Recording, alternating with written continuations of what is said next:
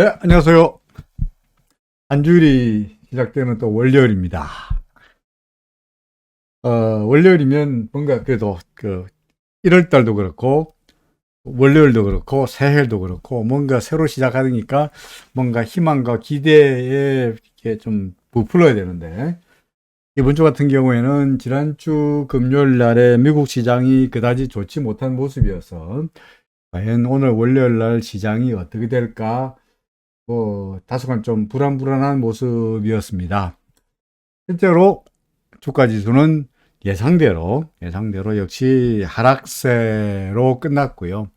그냥 하락한 것도 아니고 30포인트, 1.2%의 낙폭을 기록하다 보니까 상당히 좀 단순하게 하루 밀렸거니라고 치부에게는 단순하게 단기 조정이라고 말하기에는 좀 조정의 폭이 좀 깊지 않나 하는 생각이 들고요.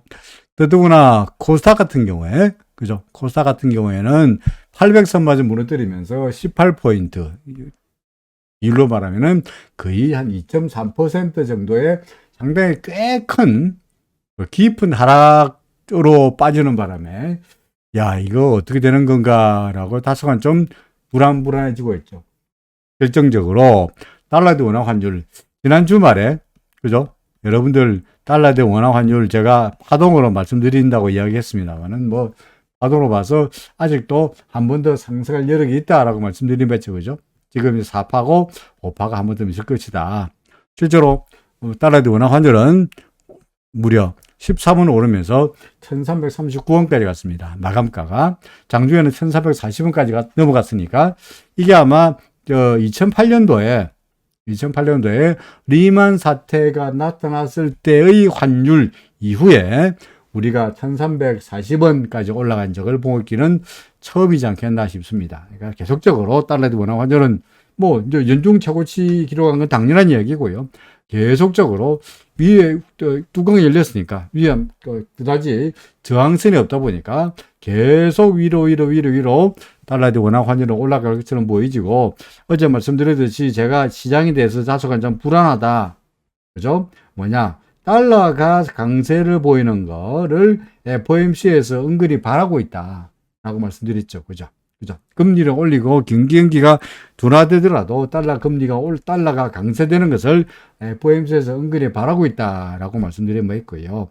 두 번째로 변동성에 대해서 그죠? 변동성이 너무나 낮은 수준이니까 변동성이 이제 올라갈 때가 되지 않았나 라고 하니까 이런 것들도 슬슬 불안스럽고 어제 같은 경우에는 외국인들이 전방위로 매도했죠. 금요일 날 주식도 팔고 선물도 팔고 KTB 채권도 팔고 국고채도 팔고 그다음에 콜도 팔고 그러면서 외국인들이 전방위 매도했는데 이게 이제 전반적으로 시장이 불안하다라는 이유로 된 거였죠. 금요일 날 주장한 겁니다. 금요일 날. 그러니까 똑같은 현상을 보고 컵을 놓고 컵에 물이 반이 있을 경우에 낙관론자는 물이 반이나 있네 라고 하고 비관론자는 물이 반밖에 없네 라고 말한다고 말씀드렸습니다만은 아무래도 저는 물은 반밖에 없네. 그죠? 물이 반밖에 없네 라고 다소간 비관적으로 가야 되지 않겠냐라고 주장한 바 있죠. 물론 당장에 매도하기보다는 물증을 보고 그죠? RSI나 아니면은 기준선이나 이런 물증을 보고 매도하시라라고 말씀드린 바 있습니다만 야간 비관론을 근거로서 제가 주장한 게 달러 환율이 계속 올라가고 있고 패드에서 FOMC에서 달러가 올라가는 것을 은근히 바라고 있고 두 번째 변동성 지수가 너무나 낮다는 거 그죠? 그리고 주가가 구름 밖에 나왔으니까 외국인들이 매도하고 있고 차트상으로 보더라도 구름 밖에 나왔으니까 조정이 나타날 때도 됐다. 등등이 이겼는데 야간간에 이런 예상은 좀 틀려도 되는데 그죠? 좀 불안한 예상은 틀려도 되는데 항상 우리는 불안한 예상이 예감이 맞는 경우가 많죠. 그죠? 오늘은 시가총액 상위 종목들 거의 다 떨어졌고요. 그래도 기아가 그나마 200원 올랐다는 거, 그리고 삼성물산이 조금 올랐다는 거 정도 말고는 시가총액 상위 종목들 거의 모든 종목이 다 아래쪽으로 처박히는 그런 모습이었습니다. 그나마 다행이다. 라고 말한다면 오늘 좀 지수가 많이 벌어지고, 그죠? 더구나 달러대 원화 환율이 무려 14분 이상 올라가는 그런 와중에도 외국인들이 환율이 올라가니까, 그죠? 환율이 올라가면은 외국인들이 상당히 매도로 나와야 되는데, 오히려 거래소나 코스닥에서, 그리고 선물에서, 그죠? 그리고 또는 채권은 3년짜리 채권을 팔았습니다만은 10년짜리 채권을 갖다가 선물해서 매수하고 있다는 것은 그다지 외국인들로 봐서는 그나마 이게 외국인들이 전방위로 매도하지 않고 지난번과 달리 오늘은 그래도 코스피와 코스닥에서 많은 물량은 아닙니다만은 그래도 외국인들이 최소한 왕창 팔지 않았다는 것은 다소간 좀 다행스러운 일이다라고 생각이 되긴 합니다. 그렇다고 해서 우리가 조심스러운 비율을 바꾸고 다시 올라갈게요 라고 단정적으로 말하기에는 시장은 아무래도 여러 측면에서 불안불안하다. 이런 말씀을 드린 바 있습니다. 제가 오늘 영상의 제목은 오늘의 장중 저점이 변곡점이다 라고 정했죠. 그죠? 지난번에 제가 금요일 날 2부에서 그래서 자세한 설명은 그 금요일에 했기 때문에 오늘이 왜 변곡점인지 변화일인지는 다시 설명하지 않겠습니다만은 오늘이 이날이 변화일이다. 그죠? 그래서 어제 사흘 동안 그러니까 이날 포함해서 금요일 전후로 해서 목요일과 금요일과 오늘 월요일이 변화일 변곡점이다라고 말씀드린 바 있죠. 그죠? 그래서 앞으로 지상의 방향을 예측하기 위해서는 요 세 개 중에서 요 저점 밑으로 밀리면은 하락하는 거고, 이 고점 위로 올라가면은 상승하는 거고. 그죠? 그러니까 이날 이 세 개가 변화일인데 변화란 것은 두 가지 종류가 있죠. 턴어라운드 하는 것도 변하고 이렇게 엑셀러레이터 되는 것도 변화이니, 여기 말해서 엑셀러레이터 되는지 아니면 턴어라운드 하는지를 알기 위해서는 이게 턴어라운드 하려면 이 저점이 무너지지 않아야 될 것이고, 그죠? 반면에 엑셀러레이터 하려고 그러면은 하락세로 이어지려고 그러면은 이 저점이 무너져야 되겠죠. 그죠?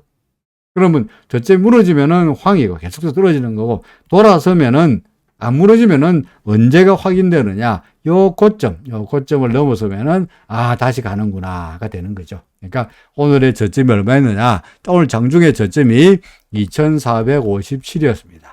그렇죠. 그래서 장중 저점인 2457이 내일도 유지되는지가 매우 내일 또는 내일 이후에, 그죠? 내일 이후에 2457이 유지되는지가 매우 중요한 소위 변곡점, 변화일로서의 중요한 레벨이 된다라고 말씀드릴 수 있죠.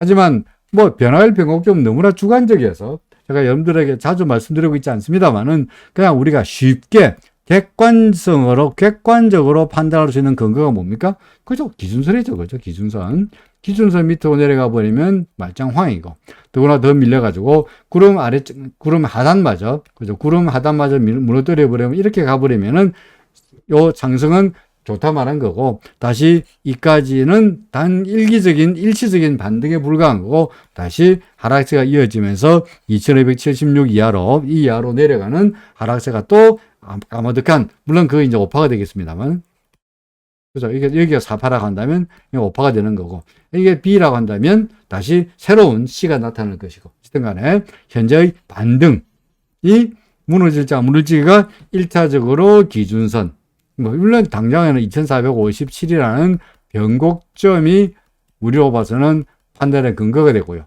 두 번째, 2457은 너무나 주관적이니까, 다소간 이 약점이니까 주관적이기 때문에 다소간 객관성을 가지기 위해서는 뭡니까? 기준선에 걸쳐 있는 얼마입니까? 2419, 오늘의 기준선이 2419죠. 그죠? 요 기준선 2019입니다. 그 다음에 세 번째로 구름 하단. 이 얼마쯤 되느냐? 대략적으로 봐서 2350이죠. 그러니까 쉽게 말해서 1차 지지선, 2차 지지선, 3차 지지선 이렇게 말할 수 있겠는데, 2457은 그러다 치더라도 결과적으로 가장 중요한 게 뭡니까? 기준선, 2419 밑으로 내려간다면 시장이 상당히 불안해지는 겁니다.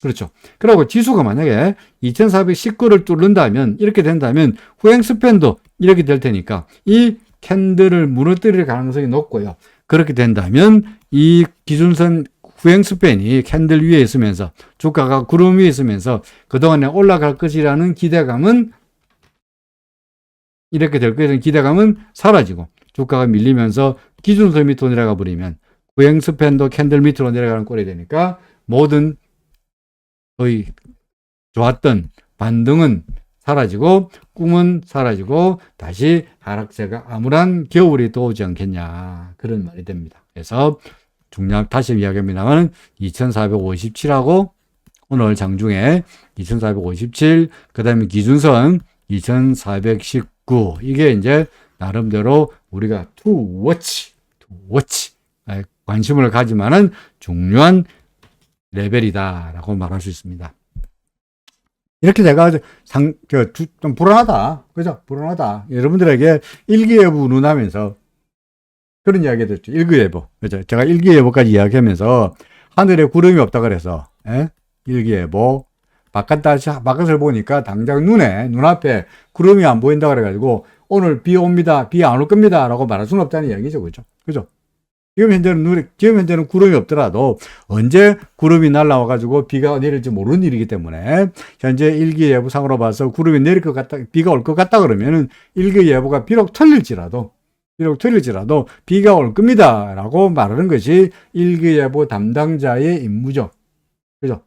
그러니까 틀리고 맞고는 그 다음 이야기고, 일단은 일기예보 담당자의 눈에 지금은 우리 눈에는 안 보이지만 구름이 서쪽에서 몰려오고 있다는 게 보인다면 비가 올 겁니다 라고 말하는 것이 타당하다고까지 여러분들에게 말씀드린 바 있습니다. 왜 그런 이야기 했느냐, 이것 때문이죠, 그죠? 뭡니까? 변동성 지수죠, 그죠? 변동성 지수. 그동안의 변동성 지수에 대해서 그다지 제가 자주 말씀드리지 않았던 게 계속적으로 하락세를 보였기 때문에 매일부터 체크하긴 합니다만은 변동성 지수가 계속 하락했기 때문에 그다지 여러분들에게 말씀드리지 않았는데, 최근 들어서 변동성 지수를 언급하기 시작한 게 언제쯤이냐, 최근 들어서 이때쯤이죠, 그죠? 그죠? 이때쯤이죠. 그러니까 15 밑으로 내려간 게 그 전날인가요? 아마 이날인가 아니면 그 전날인가, 이때쯤 돼가지고 제가 여러분들에게 변동성 지수에 대해서 이야기 드린 바 있죠.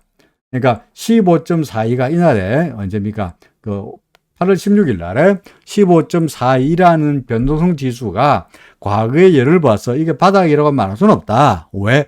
과거에 보니까 여기 줄이 15.46인데 과거에 이거보다 낮은 적이 꽤 있었기 때문에, 보이십니까?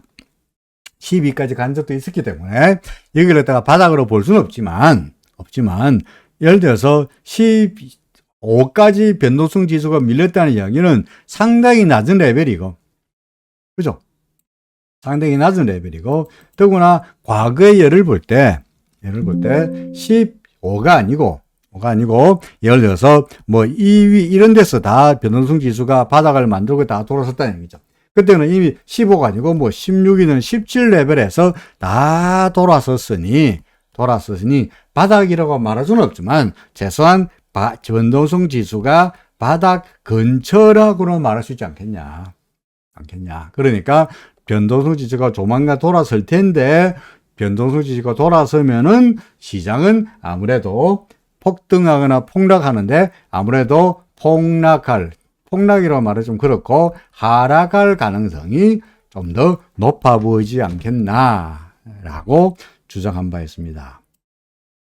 뭐 옛날에 이렇게 얘기했다 그래서 뭐 그게 뭐 의미하냐, 뭐 그래서 알겠는데 어쩌란 말이냐라고 하면 합니다만은, 앞으로 똑같은 사태가 또 왔을 때 거꾸로 이야기해서 변동성 지수가 이렇게 고점에 왔을 때, 그죠? 변동성 지수가 상당히 높았을 때, 이때는 시장의 공포 분위기죠.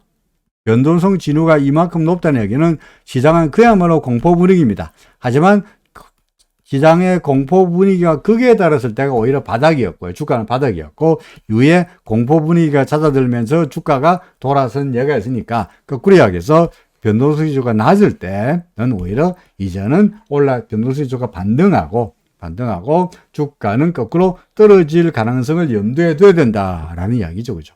근데 사실은 여기가 바닥인지 우리는 잘 모릅니다만은 그래서 RSI 같은 이런 보조지표를 쓰는 거죠. 그죠? 보조지표를 보니까 여기서 RSI가 돌아섰을 때 변동성 지수가 돌아섰듯이 지금의 경우에도 변동성 지수의 RSI가 30선 밑에서 위로 올라갔으니 변동성 지수의 매수 신호가 나타났고 따라서 변동성 지수는 상승하고 있지 않느냐 하는 겁니다. 물론 아직까지 근본적으로 변동성 지수가 상승세, 상승 추세다라고 말하기에는 넘어야 할 저항선이 많죠. 기준선도 넘겨야 되고 기준선, 그 다음에 이 구름도 넘겨야 되고 후행스피는 후행스피대로 캔들도 넘겨야 되다 보니까 앞으로 갈 길은 많죠. 그러니까 여러 차례 변동성 지수가 바로 가기보다는 올라가다 주춤거리고 올라가다 주춤거리고 올라가다 주춤거리면서 그때마다 주가는 떨어지다가 반등하고 떨어지다가 반등하고 떨어지다가 반등하고 이런 아마 움직임이 있을 거라고 보여집니다. 하지만 현재로 봐서는 변동성 지수가 아직 낮은 사전에서 바닥에서 돌아섰으니까 변동성 지수는 좀 더 상승할 가능성이 높지 않냐. 그죠? 높다. 그렇게 된다면 시장은 아무래도 지금처럼 꾸준하게 변동성 지수가 이처럼 떨어지면서 주가가 꾸준하게 상승하던 양상에서는 그동안에 변동성 지수가 하락하면서 주가는 그동안에 꽤 꾸준하게 이렇게 꾸준하게 올라왔는데 지금은 그때에 비해 가지고 조금 상황이 바뀌지 않았냐 하는 이야기고요. 또 하나 뭐 눈에는 뭐만 보인다고, 그죠? 뭐만 보인다고 이런 게 눈에 보입니다. 그죠? 이런 게 눈에 보입니다.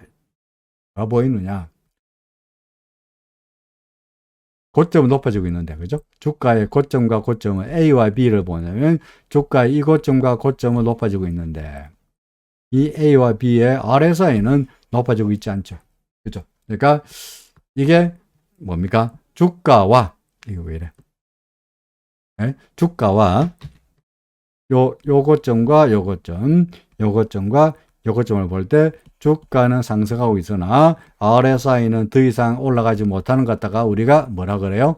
다이버전스라고 한다면, 물론 다이버전스가 나타나는 기간이 짧기 때문에 이게 오랫동안 이어지지 않을 거라고 보여지긴 합니다만은 과거에 이때의 다이버전스가 보이면서 주가가 돌아섰듯이 이 다이버전스잖아요. 그죠? 그러니까 지금도 소폭의 다이버전스를 인해 가지고 주가 좀 더 조정을 보이지 않겠나.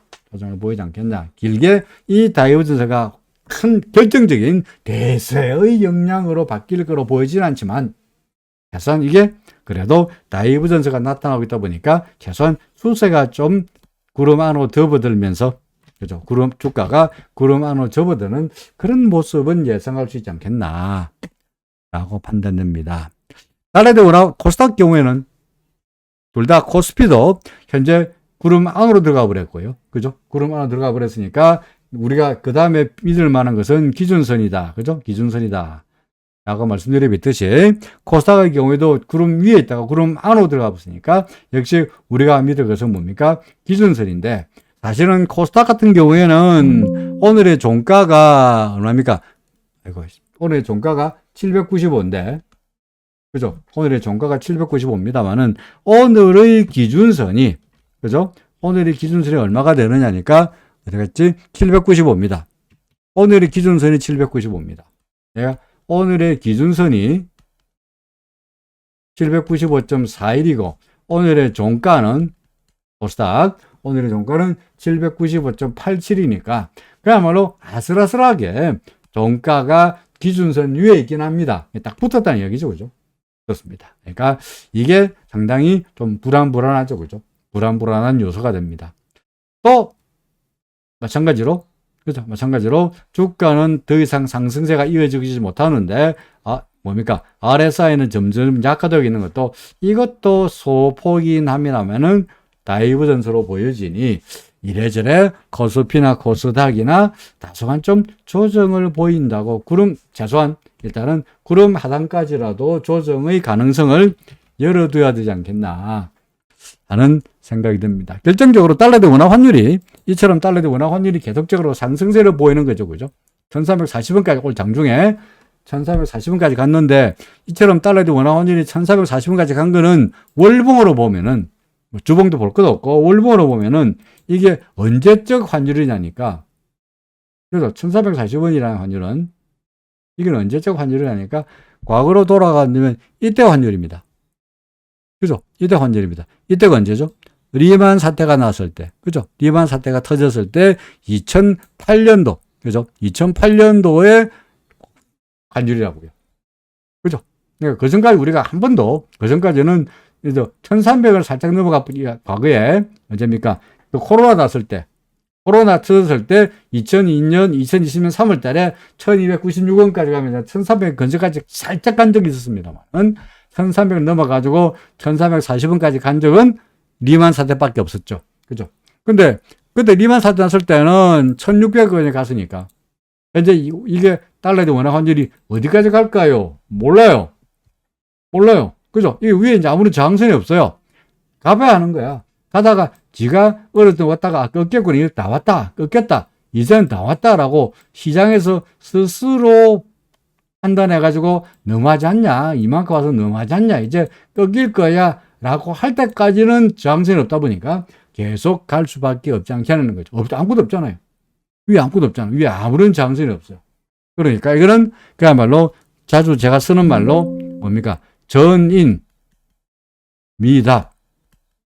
앞에 사람이 가보지 않는, 그죠?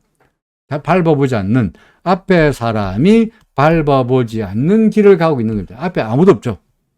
단 눈이 쌓여 있는데, 이 발자국이, 예? 걸어갑니다. 그죠? 발자국으로 걸어갑니다. 근데 아무런 그게 없어요. 이게 저쪽 밑에 이 꼬랑이 있는지, 가시가 있는지 알 수가 없잖아요. 마찬가지 최근에 우리 뭡니까? 비가 엄청 와서 이렇게 물이 잔뜩 쌓였으면은 도대체 가다가 밑에 그 면으로 있어가지고 처박기를 짜지 우리가 알 수가 없는 것처럼 눈이 쌓였으면은 앞이 어떻게 될지 아무도 없는 거죠. 앞에 사람이 지나가지 않았던 누군가가 지나갔다는 발자국이 있으면 우리는 그 발자국 뒤를 따라가겠습니다만은 발자국이 없으니 우리가 걷는 길은 전부 다 새로운 길이죠. 당장에는. 어디까지? 1597원까지는 새로운 길이죠. 그죠? 그러다 보니까 달러의 원화 환율이 어디까지 갈 수가 알 수가 없는 노릇이고 이것은 거꾸로 주식시장으로 봐서는 여전히 이래저래 악재로 작용할 수밖에 없지 않겠냐 하는 겁니다. 차트로 보더라도 달러 인덱스 보다시피 아슬아슬합니다만 구름 하단에 아슬아슬하게 지지를 받고 돌아서면서 기준선 위로 고기를 냈고요. 후행 스팬도 오늘자로 고기를 냈죠. 그죠? 고기를 냈죠. 그러니까 지금부터는 이제 똑같죠. 위에 이제 뭐 없죠. 이것도 마찬가지로 과거로 돌아본다면 현재 예를 들어서 주봉상으로 본다. 주봉으로 보더라도 이때. 그죠? 2020년대의 고점을 이미 넘어섰고요. 그 다음에 월봉으로 본다면, 예? 월봉으로 본다면 현재의 달러 인덱스 수준은 어디가 똑같으냐니까 2002년도에 한참 닷컴 버블로 인해가지고 1999년 닷컴 버블로 인해가지고 달러 값이 120일까지 갔다가 위에 꼭까지 갔다가 내려왔을 때의, 그러니까 이쪽에는 2000년대 초, 이쪽은 2002년대의 환율, 그래서 달러 인덱스 수준까지 현재 달러 인덱스가 와 있습니다. 그렇죠. 그러니까 현재는 이것도 마찬가지예요. 어디까지 갈 거냐? 위에 없으니까 얘는 그때도 120일까지 갔으니까 그 당시에 앞으로 충분히 120일까지의 길은 열려 있다. 전인미답이다. 라고 말할 수밖에 없습니다. 더더구나 제가 어제 여러분들에게 ING의 금요일 날 ING의 그 FX 외환 관련 레포트를 보여드리는 바 있습니다만은 거기에서 ING가 주장하기로 FOMC에서 금리를 올리고 달러의 가치가 강화되는 더 강세를 보이는 것에 대해서 은근히 FOMC에서도 바라고 있는 것처럼 이야기하고 있죠. 그죠? 그리고 실제로 유로 같은 경우에 이게 유로 어디 갔죠? 유로. 이게 유로 같은 경우에 유로도 이게 지금 유로 같은 경우에는 상황이 매우 안 좋습니다. 상황이 매우 안 좋습니다. 왜 안 좋으냐? 지난 금요일 날 독일의 PPI가 발표됐습니다. 그렇죠? 독일의 PPI가 발표됐는데 독일의 PPI가 생산자 물가 지수가 5% 올랐습니다. 근데 이 5%가 전년 동기 대비 5% 올라도 합니다만은 5% 오른 게 전월 대비 5% 올랐습니다. 독일이. 그럼 전월 대비 5% 올랐다는 이야기는 전년 동기 대비, 또 통상 우리가 1년 전에 비해서 물가가 얼마 올랐냐? 30 몇 프로 올랐습니다. 생산자 물가 지수가 30 몇 프로 올랐습니다. 이게 뭐 독일 같은 그런 나라에서 생산자 물가 지수가 30% 이상 올랐다는 이야기는 도매 물가가 올랐으니까 바로 소비자 물가 지수로 전가될 수밖에 없을 것이고, 그러면 경기가 급격하게 뭡니까? 추락할 물가로 인해 가지고 소비가 위축되고 할 가능성이 매우 높아지는 아주 안 좋은 뉴스죠. 물가가 웬만큼 올라야지. 물가 올랐으니까 그럼 금리는 올리면 되지 않냐? 예를 들어서 물가가 2%, 3%, 5% 오를 때야 금리를 올려가지고 어떻게 그 조정이 뭡니까? 물가를 잡을 수 있겠지만 물가가 30%, 40% 오르면은 그거는 금리를 올려봤자 물가를 잡을 수가 없어요. 어떻게 되느냐? 금리를 올리면 사람들이 어떻게 되느냐? 결국은 소비를 위축할 수밖에 없는 거예요. 물가가 올랐으니까. 그죠? 맛있는 거 사 먹는 거 외식 하다가 외식 못 하고 햄버거 먹을 거 그냥 풀빵 먹고 이래 될 수밖에 없는 거야. 그러다 보니까 이게 유럽 쪽의 경기 둔화 우려감. 더구나 만약에 각국 중앙은행들이 이런 사태를 타개하기 위해서 금리를 올린다면, 뭐 현재는 금리를 내릴 수는 없는 거예요. 인플레 때문에 금리를 내릴 수는 없는 거니까 금리를 올리거나 스테이하거나 둘 중에 하나인데, 금리 올려봤자 별 볼이 없다고 생각합니다만은 현재 선택이라고는 물가 잡으려고 그러면 금리를 올릴 수밖에 없는데, 각국의 중앙은행들이 금리를 올리면 이것은 독일도 독일입니다만은 현재 코로나 잡을 거라고 돈을 풀어가지고 국가 부채가 빵빵해지고 있는 이탈리아나 스페인이나 포르투갈이나 그런 나라들이, 그리스나 이런 나라들의 금융 국가 부도 위기가 다시 한번 촉발하는 계기가 되지 않겠나 싶다고요. 이런 것들은 상당히 불안한 뉴스이고, 그래서인지 보다시피 유로 환율이, 그죠? 유로가 지금 얼마까지 가 있느냐? 한때 0.9952까지 갔다가 조금 반등했습니다만은 다시 떨어져가 지금 현재 순간에 0.002까지 와 있습니다. 그죠? 0.002까지 와 있습니다. 002, 지금 현재 221, 1.0019까지 이래 되었습니다. 요것만 움직이면, 요만큼만 0.0019 유로만 빠지면 달러만 빠지면 금방 1대1 패리티가 무너지는 다시 간당간당한 상황에 와 있다고요. 그러면서 차트로 말한다면 구행스페인은 캔들 밑으로 내려왔고, 얘가 반등하다가 구름의 저항을 이겨내지 못하고 밀리면서 기준선 밑으로 내려왔으니, 현재 우리가 말하는 일목균으로 본다면 상승하다가 구름에 걸려서 하락하고 상승하다가 하락하는 전형적인 구름의 저항을 이겨내지 못하는 하락세, 유로는 하락세. 유로 하락세는 이야기는 달러 강세로 이어질 수밖에 없고, 달러 강세는 우리나라로 봐서는 달러 대 원화 환율의 상승을 말할 수밖에 없는 거니까, 그러니까 이거는 고스란히 주가에는 악재가 된다는 이야기죠. 그죠? 악재가 된다. 비트코인은 환율하고는 별로 관계가 없어요. 그러니까 현재 비트코인은 나중에 우리가 비트코인은 보면서 이야기하죠. 비트코인은 우리 심플하게, 우리 비트코인은 제가 매년 주장하기로 그냥 비트코인 CCI 가지고 보면 된다라고 말씀드리겠습니다만은, 예를 들어서 여기서 사고 팔고, 그죠? 팔고 사고, 여기가 뭡니까? 매도죠. 그죠? 여기 매도죠. 그리고 비트코인 우리가 여기서 매도한 다음에 실제로 빠졌으니까 비트코인은 CCI가 시킨 대로 잘 팔았는데, 비트코인의 하락은